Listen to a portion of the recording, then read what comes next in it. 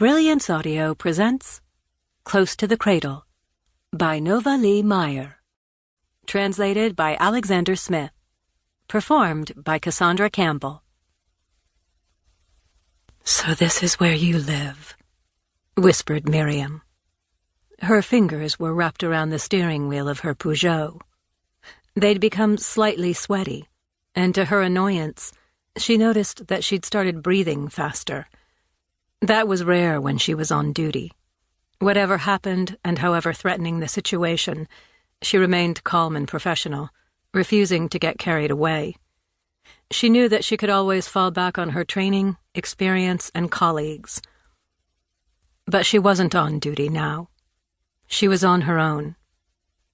She leaned forward and looked up the long, sleek facade of the apartment block. The glass glinted in the autumn sun.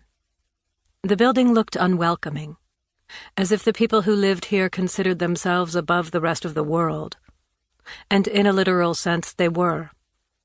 The view from up there was bound to be breathtaking. You'd be able to see right across Rotterdam, the harbors and the Maas. How many floors did this building actually have? Miriam was forced to give up counting at 25. Somebody was honking angrily behind her.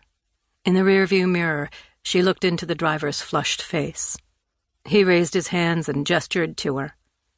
Miriam resisted the temptation to get out, show him her police badge, and ask for his ID. After all, the man was right.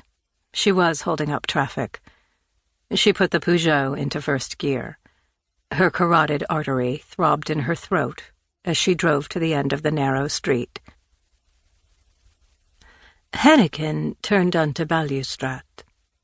The sidewalks were lined with spindly little trees supported by stakes.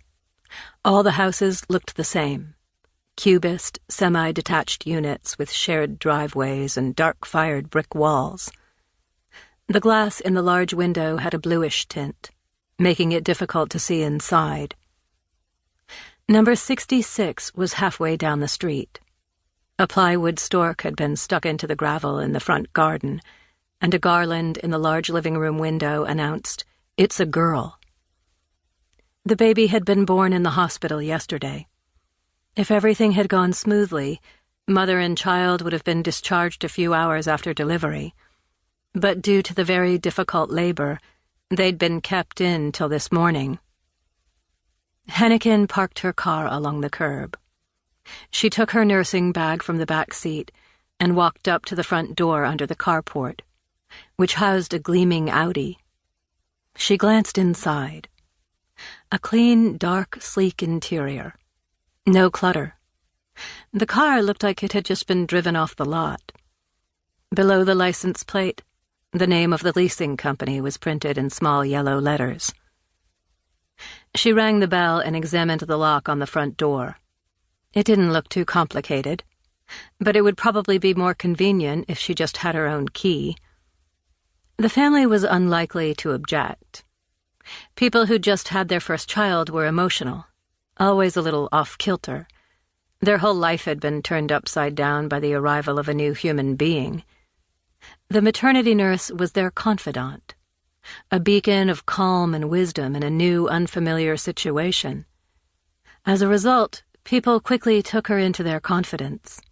Hemorrhoids, vaginal stitches, family feuds, and other sensitive subjects were discussed quite openly with the maternity nurse, a complete stranger. Recently, Dora had told Hennequin what she loved about this job, before she'd set up her own private maternity agency in her converted garage and started delegating to others.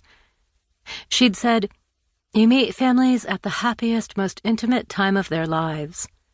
It's such compassionate work, so rewarding." Hennequin saw it differently.